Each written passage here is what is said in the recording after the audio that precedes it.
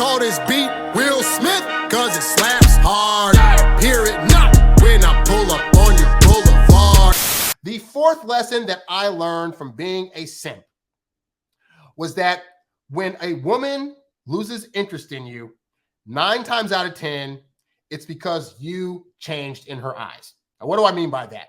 If you really start to look at how you're acting when you meet a woman and how you're acting 3 or 4 dates in, you may start to notice that you have a significant type of change that happens. You see, when you first meet a woman, you're not even sure you're going to get with her. So you might be, say you're at a party, if you're an introvert, you met her online, and then you guys meet up for a dinner date or something, right? So when you're talking to her online, you're jovial, you're throwing jokes back and forth, you're mentioning all these fun things you've done and these places you've been, and you seem to her like a really fun, awesome, amazing guy. And then she has that first date with you, and that first date is also great. You're telling jokes, you're making her laugh, you're making her feel comfortable, you're knowing when to say things and when not to, you're listening to her, you're letting her talk 70% of the time, which you should be doing on most of these dates, and you're doing absolutely great, right?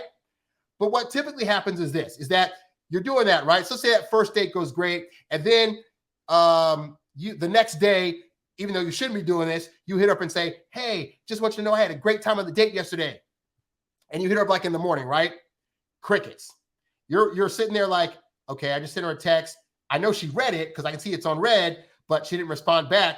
What does this mean? And then so you wait hour 1, hour 2, hour 3. And now you're getting anxious. You're wondering if like, was the text that you sent the right kind of text? Does it indicate that you're doing too much? Like what's going on? You know what? You should send her another text to let her know that you're still, vibing with her, and you're going to try to start some kind of texting conversation to let her know that you really like her.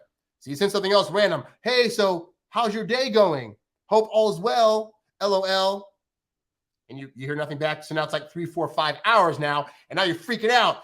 Hey, so is everything okay? Like, I hope you had a good time on the date. Like, if you don't like me anymore, then that's totally fine.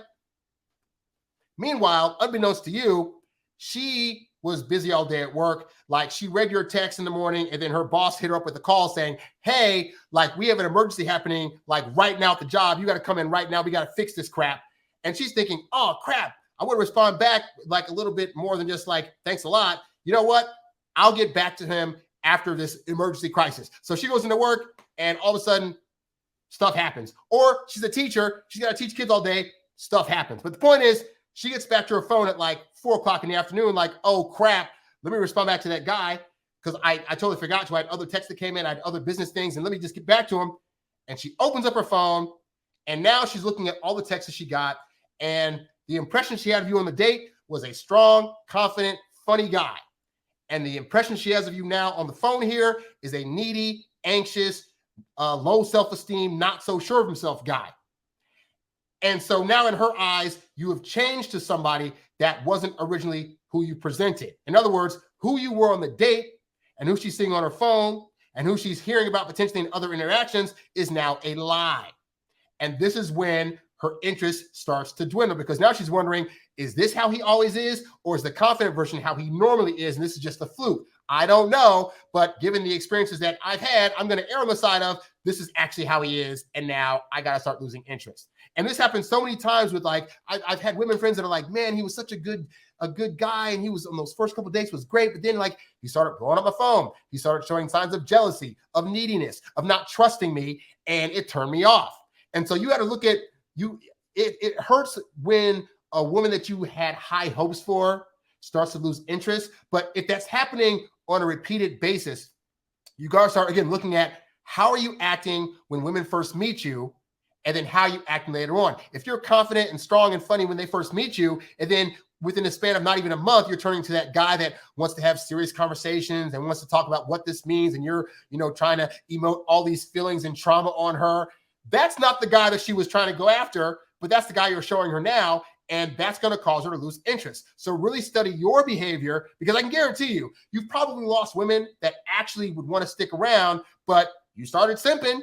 And when I was in college, this happened quite often where I remember this one girl, like I met her through a friend of mine. It was her cousin, actually. She came to visit us at my school, and I'm I'm thinking she goes to another school. She's in Richmond and I'm down in Hampton and Newport News in Norfolk. I'm thinking I'll never see this chick again. So I'm just like busting her balls and having a good time and laughing. Like every other thing I'm saying, it was like she was laughing. Like it was like I was like a stand-up comedian to this chick. I couldn't believe it.